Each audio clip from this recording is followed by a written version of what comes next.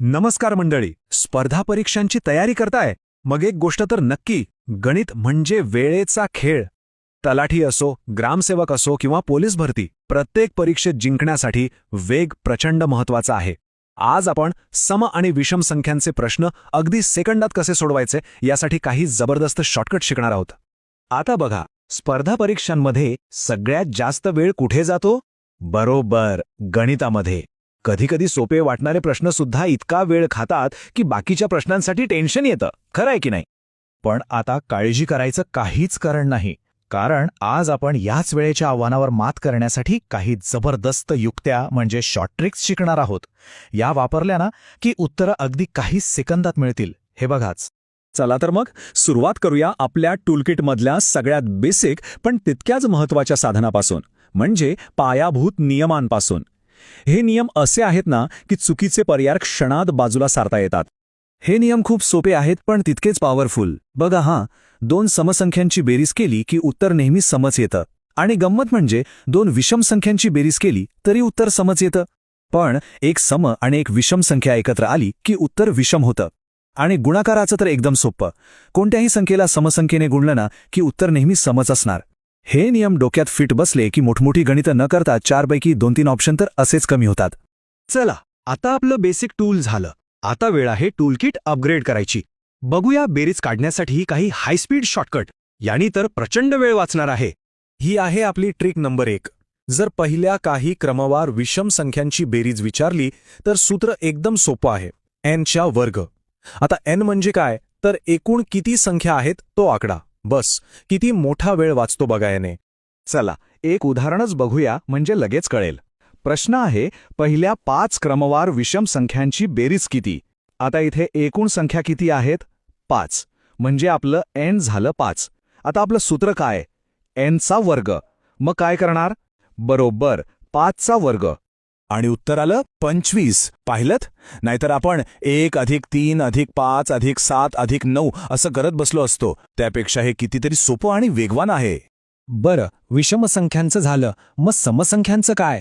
त्यांच्यासाठी पण एक भारी शॉर्टकट आहे आणि तोही तितकाच सोपा. सूत्र आहे n गुणिले कंसात n अधिक 1. याचं पण एक उदाहरण घेऊया. समजा प्रश्न आहे, पहिल्या 6 क्रमवार समसंख्यांची बेरीज किती. इथे आपलं n किती झालं? 6. मग सूत्रानुसार काय करायचं? 6 गुणिले कंसात 6 अधिक 1 म्हणजेच 6 गुणिले 7. उत्तर आलं 42. आहे की नाही कमाल? या सूत्रांमुळे गणित एकदम सोपं वाटायला लागतं. आतापर्यंतच्या ट्रिक्स तर भारी होत्याच, पण आता जी ट्रिक आपण बघणार आहोत ना, ती म्हणजे आपला हुकमी एक्का. परीक्षेत हमखास विचारल्या जाणाऱ्या एका विशिष्ट प्रकारच्या प्रश्नासाठी हे एक जबरदस्त साधन आहे. कल्पना करा, परीक्षेत प्रश्न आलाय, 18 नंतर येणारी 7वी समसंख्या कोणती? आता काय करणार? 18 नंतर 20, 22, 24 असं एक एक मोजत बसणार का? अजिबात नाही. आपल्याकडे यासाठी थेट सूत्र आहे. इथे नीट लक्ष द्या. आपल्याकडे 2 परिस्थितींसाठी 2 वेगळी सूत्र आहेत. एक आहे समान गटासाठी, म्हणजे समसंख्येनंतरची समसंख्या किंवा विषम नंतरची विषम, आणि दुसरा आहे विरुद्ध गटासाठी, म्हणजे सम नंतर विषम किंवा विषम नंतर सम. दोन्ही सूत्र जवळजवळ सारखीच आहेत, फक्त विरुद्ध गटासाठी शेवटी -1 करायला विसरायचं नाही. हा छोटासा फरक खूप खूप महत्वाचा आहे. आणि हो, एक गोष्ट लक्षात ठेवा, जर नंतरची ऐवजी आधीची संख्या विचारली तर बेरजेच्या चिन्हाऐवजी फक्त वजाबाकीचं चिन्ह वापरायचं. चला, मग आपलं आधीचं उदाहरण सोडवूया. प्रश्न होता, 18 नंतर येणारी 7वी समसंख्या कोणती? आता 18 ही समसंख्या आहे आणि आपल्याला शोधायची आहे ती सुद्धा समच, म्हणजे हा झाला समान गट. मग आपला सूत्र काय? दिलेली संख्या अधिक 2 गुणिले n, म्हणजे 18 अधिक 2 गुणिले 7. 18 अधिक 14. उत्तर आलं 32. बास, झालं उत्तर तयार. मोजत बसायची गरजच पडली नाही.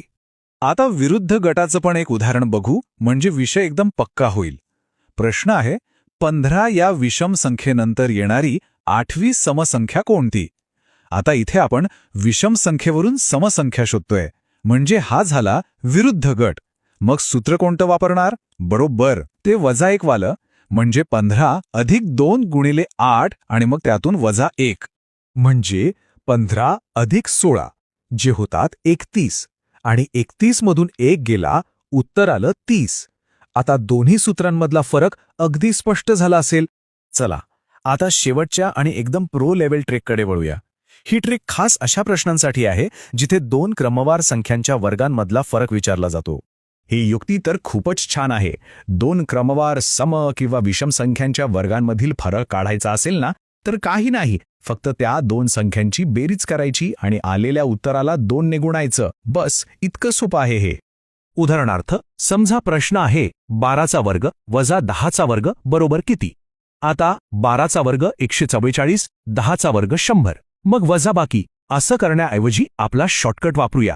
फक्त 12 आणि 10 यांची बेरीज करा. किती आली? 22. आता या 22ला फक्त 2 नी गुणा आणि उत्तर मिळालं 44. आहे की नाही एकदम सोपं?